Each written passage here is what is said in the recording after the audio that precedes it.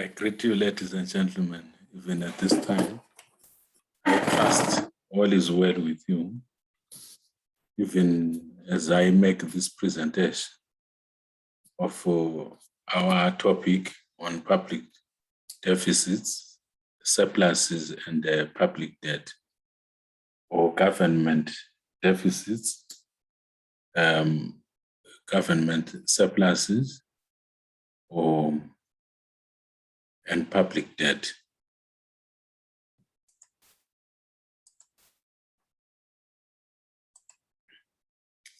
In our previous lecture, we managed to cover the preliminary issues up to automatic stabilizers with a reference to the business side. So I want to proceed from there, looking at automatic stabilizers. We noted that some items on the budget or the fiscals of government actually change with economic conditions irrespective of government plans. On the expenditure side, we have got unemployment insurance benefits and welfare benefits. On the revenue side, we have got progressive income taxes and even progressive corporate taxes. The stabilizing effect is that the counter-cyclical response to changes in national income are such that when the economy is moving towards a boom, more would be taken from the economy in form of income tax and corporate taxes, these direct taxes, to either individuals or institutions. And then when the economy is moving to a recession, less is taken from the private sector of the economy and more is given by government. Ceteris paribus. These income transfers, and then we have got the income transfers which also act as automatic stabilizers. These income transfers, like unemployment benefit and welfare benefits, they act as automatic stabilizers because they facilitate the maintenance of aggregate demand or aggregate expenditure at a certain level. Income transfers are payments to individuals which do not correspond to any goods or services produced by those economic agents. And they include social security, welfare, and unemployment benefits. Automatic stabilizers are government expenditure or revenue items that automatically respond counter-cyclically to changes in national income. Examples are personal and corporate taxes that are calibrated progressively, and unemployment benefits, as we noted on the previous slides. Automatic stabilizers also exist on the revenue side of the budget, which is what we saw. We just emphasize with the taxation and government spend. I mean with taxation, the progressive income taxes and also the progressive taxation of corporate bodies. And then the cyclical deficits.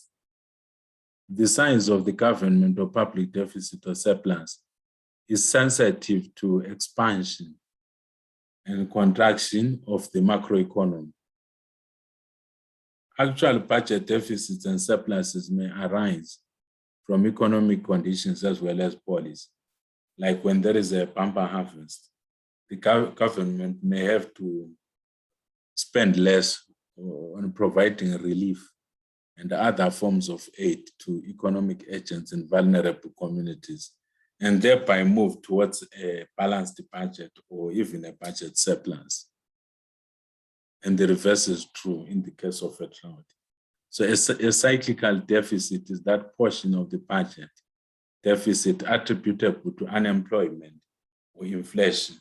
It has to do with the business cycle or economic events or economic processes like unemployment and inflation.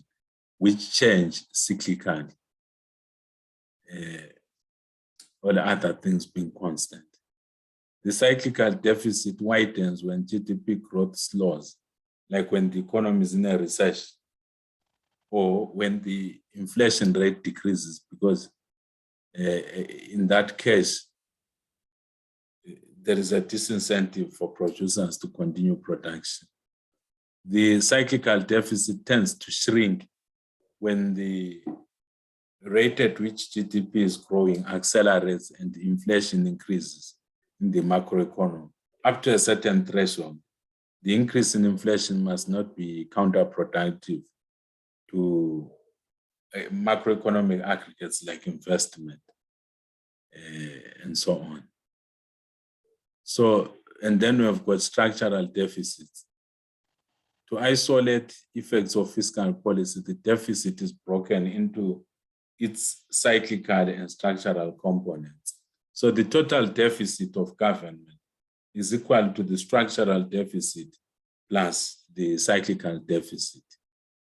A cyclical deficit is the portion of the deficit attributable to the business cycle. As we noted indirectly, that it's attributable to economic processes or situations or scenarios such as unemployment and inflation. And obviously these issues, economic issues or economic aggregates like unemployment and inflation are intimately linked to the business cycle itself. The structural deficit is public government revenues at full employment minus expenditure or government spending at full employment under prevailing fiscal policy conditions or under the prevailing fiscal policy regime. Put differently, the structural deficit is the deficit that the government would have if the economy were to operate at potential output. So that's what we mean by a structural deficit. More often than not, it's just a conceptual thing. It's a concept, as it were. Part of the deficit arises from cyclical changes in the economy. The rest is the result of discretionary fiscal policy. Only changes in the structural deficit measure the thrust of fiscal policy. Fiscal policy is categorized as follows. We have got the fiscal stimulus, which is measured by the increase in the structural deficit or a shrinkage in the structural surplus. That's a stimulus. And then we have got fiscal restraint, which is gauged by a decrease in the structural deficit or an increase in the structural surplus. And then we have this figure or this diagram, which shows the relationship between the actual deficit of government and the structural deficit, this conceptual deficit, which could be incurred if the economy were to operate at potential output for this hypothetical economy or for the US. If we check, there's strong positive correlation between the actual deficit and the structural deficit. During periods of high unemployment, actual total deficits exceed structural deficits. In economic booms, when the economy is booming, the reverse is true. If the economy is booming, the actual deficit is greater than the structural deficit because the economy will tend to outperform whatever has been projected as potential output. There are a number of consequences of a budget deficit. The first one is crowding out, the so-called crowding out phenomenon, where private sector players are crowded out of the money markets, where financial capital to intermediate the creation of physical capital is actually transacted within the money markets. And then with the crowding out of private sector investment, it means there's less investment in plant and equipment as well as infrastructure. So the economy in the medium to long term will suffer obsolescence of its capital resources, leading to economic decline.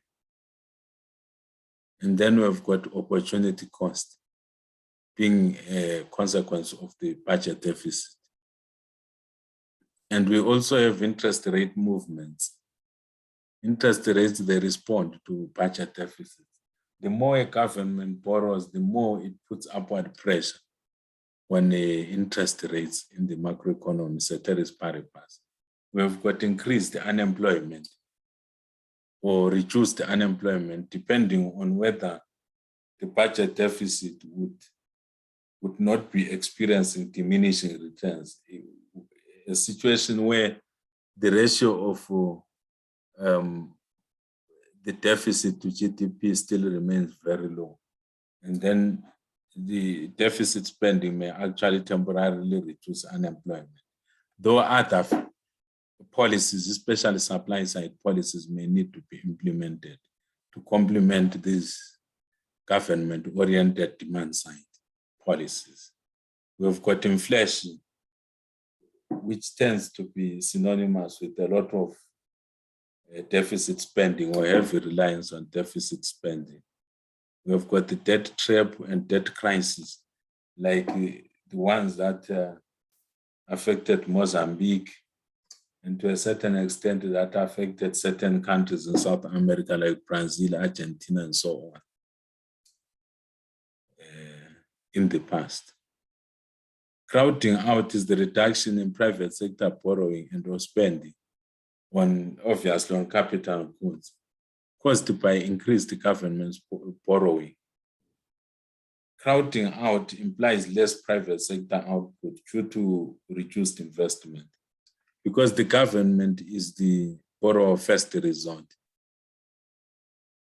Money market players that supply financial capital to intermediate the creation of physical capital would rather lend to government, which is an institution or an economic player which exists in perpetuity, than lend to private sector institutions or individuals whose existence is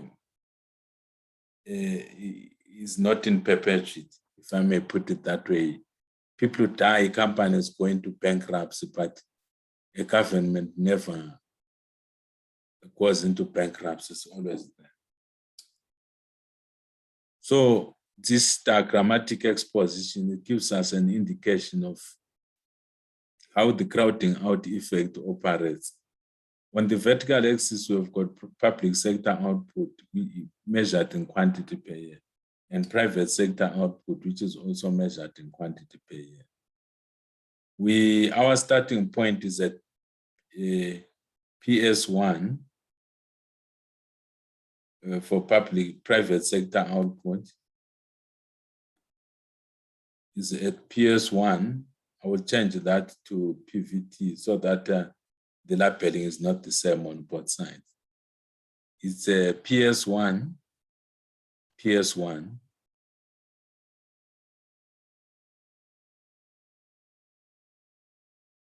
Our starting point is at PS1, though I'm going to change the bottom labeling before I send out the notes.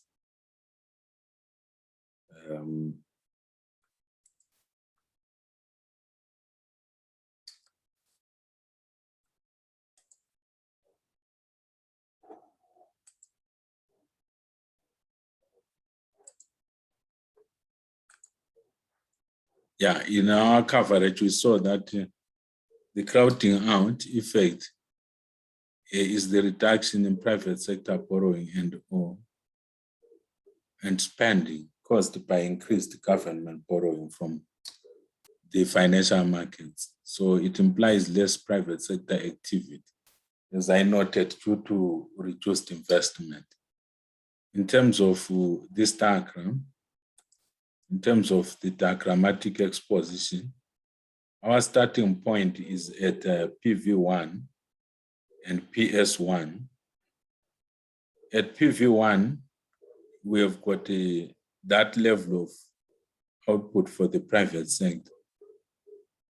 And we have got PS1 as the level of output for the public sector. With the crowding out effect, we expect a reduction in private sector output, whilst the public sector output is increasing. So an increase in government expenditure will take us to point B from point A along our curve, which is like a PPC curve. So there is a reduction in private sector output, whilst the public sector output is actually increasing. And then the crowding out reminds us that there is opportunity cost to government spending. So increased government spending in terms of opportunity cost reasoning translates to reduced private sector output.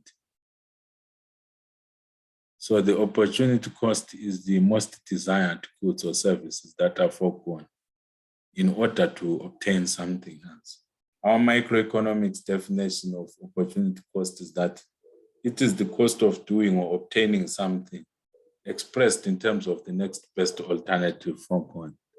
So here, if the government decides to spend more by running a deficit or going to the money markets to borrow, this translates to reduced funding for private sector projects or programs.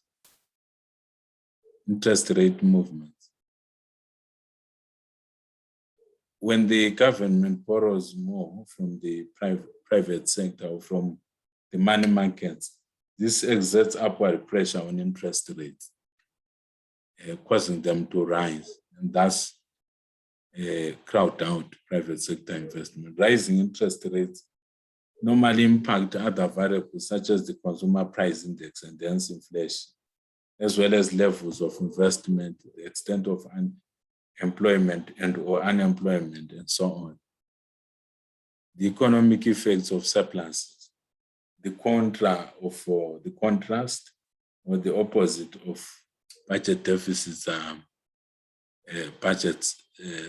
surpluses. The economic effects of budget surpluses are the mirror image of those for deficits.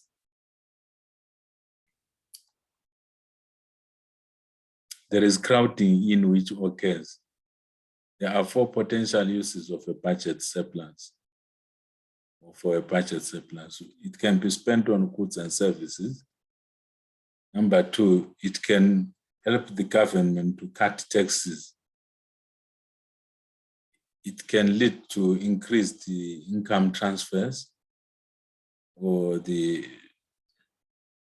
transfer payments that are called transfer payments in some national income accounting systems.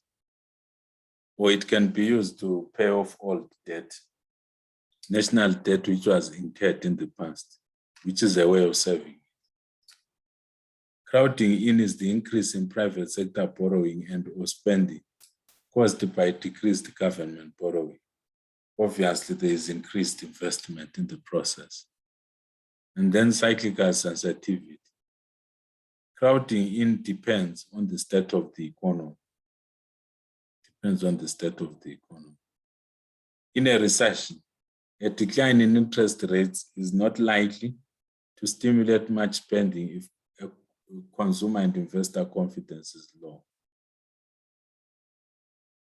The accumulation of debt.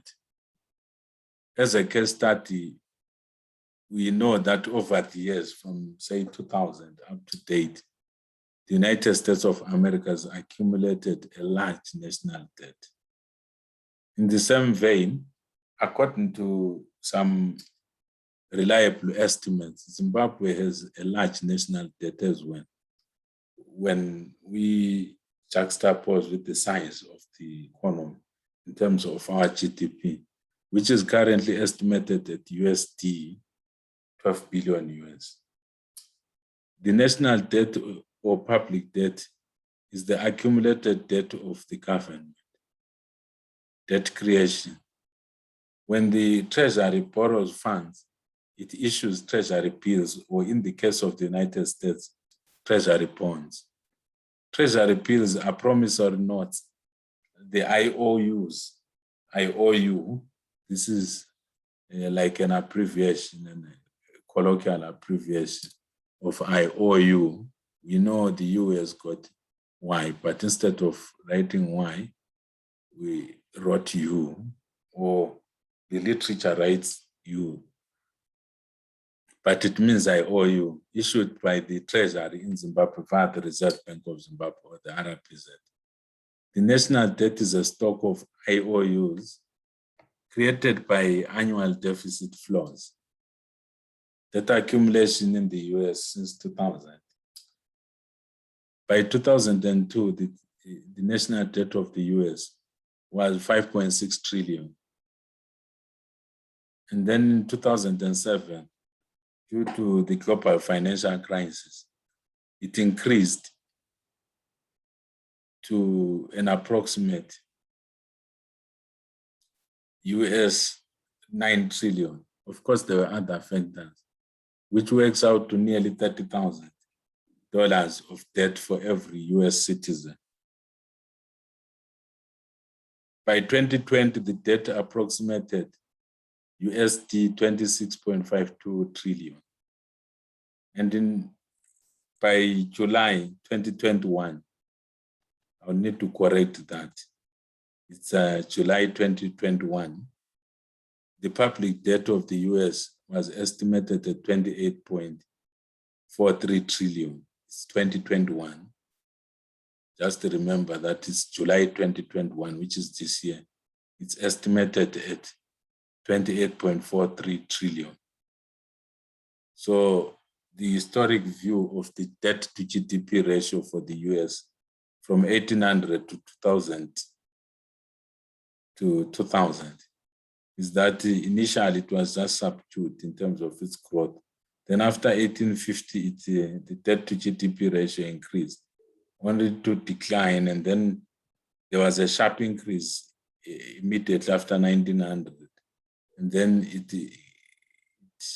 experienced a small decline. And then there was a sharp increase again between 1900 and 1950. And then it declined around the 1950s until it started to rise again in the 1960s and so on.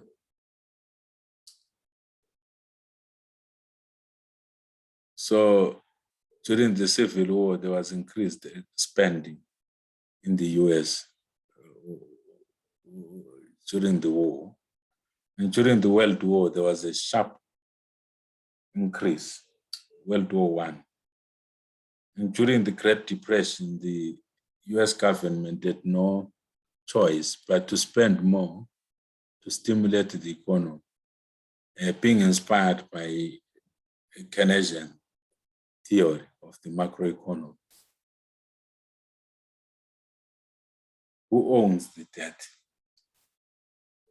We can expect to pay off a debt measured in the trillions of dollars.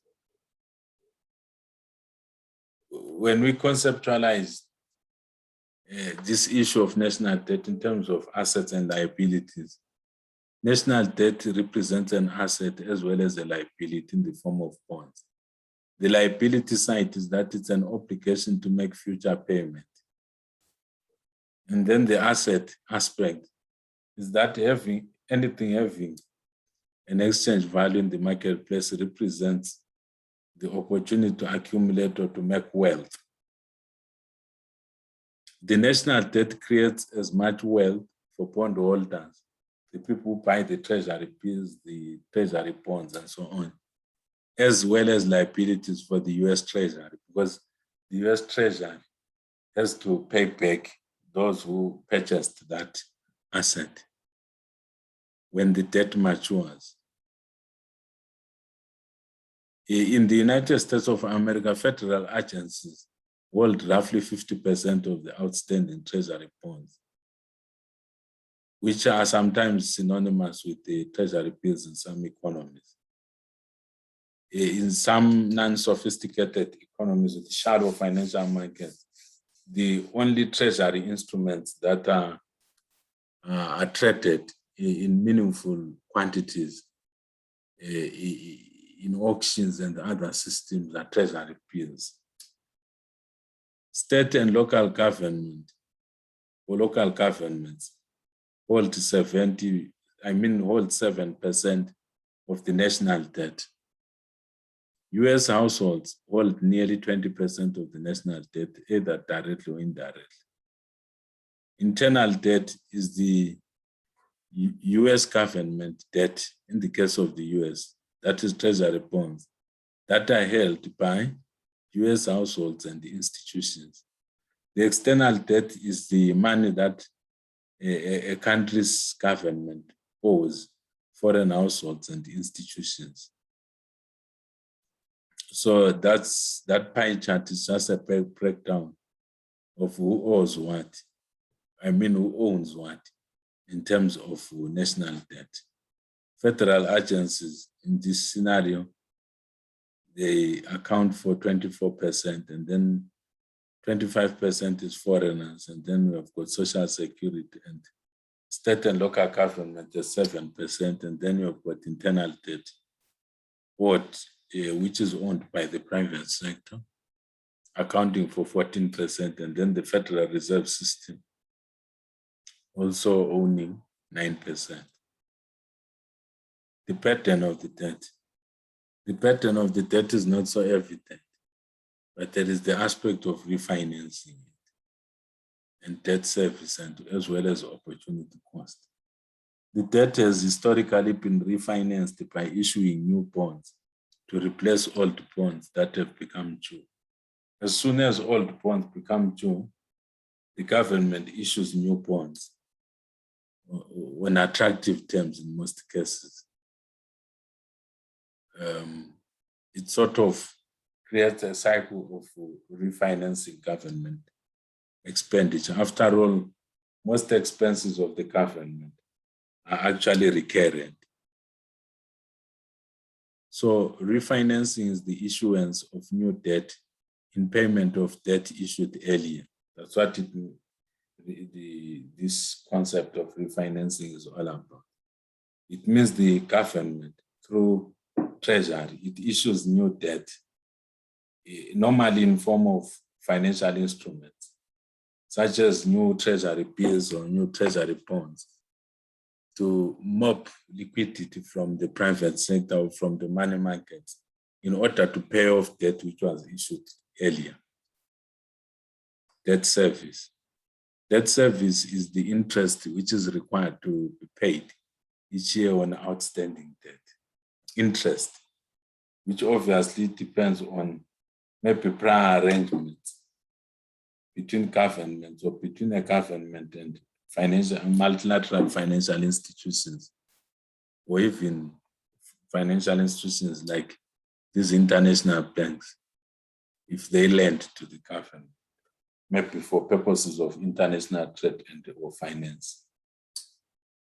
Interest payments restrict the government's ability to balance the budget or fund other public sector commitments.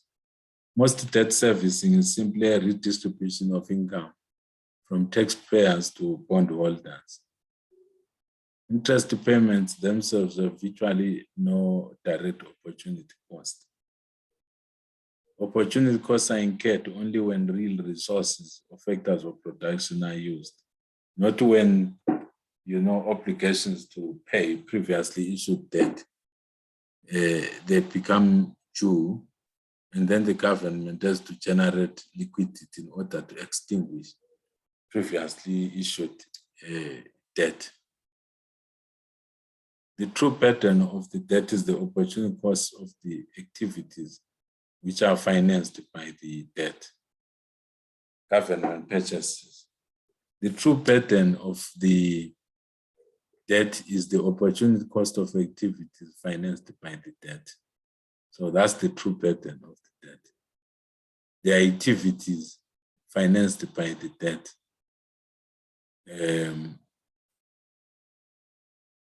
There is this aspect of opportunity cost of the activities financed by the debt. So that's where the concept of opportunity cost comes into play. Because if the government doesn't want to incur debt, then it forgoes the opportunity to finance certain activities which may be critical to government operations. Transfer payments. The only direct cost of transfer payments are resources involved in the administrative process of making that transfer from the government treasury to the economic agent who is earmarked to enjoy those resources. The real trade-offs, deficit financing tends to change the mix of output in the direction of more public sector-oriented goods or government sector-oriented goods. The pattern of the debt is the opportunity cost, i.e. crowding out of debt-financed government activity. The primary pattern of the debt is incurred when the debt-financed activities take place. So that's when the pattern of the debt is primarily felt. The real pattern of the debt cannot be passed on to future generations. Economic growth.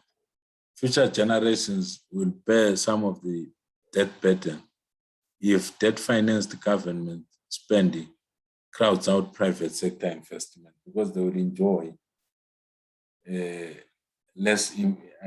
capital goods. They'll be having less capital goods at their disposal to facilitate further production in the future.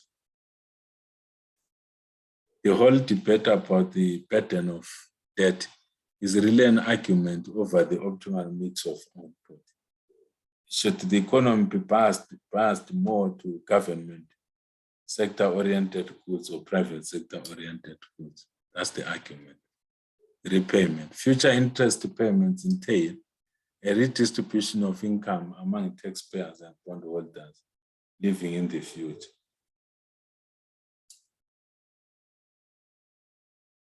External debt represents some special opportunities and problems.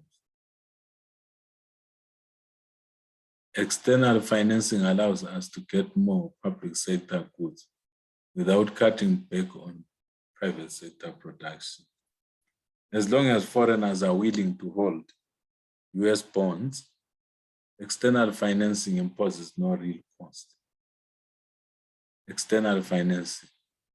So we can analyze in terms of our data. We start from PV1.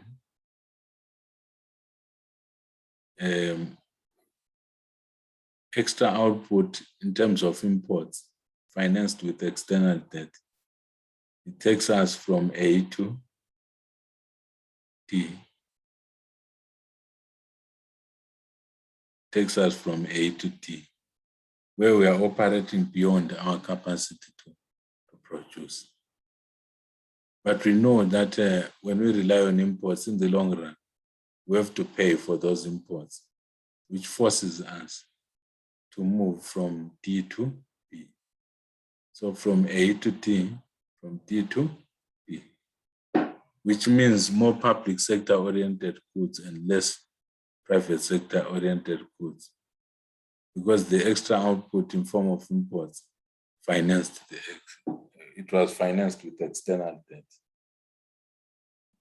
Foreigners may not be willing to hold bonds forever. In actual fact, in terms of empirical evidence, they are not willing to hold bonds forever.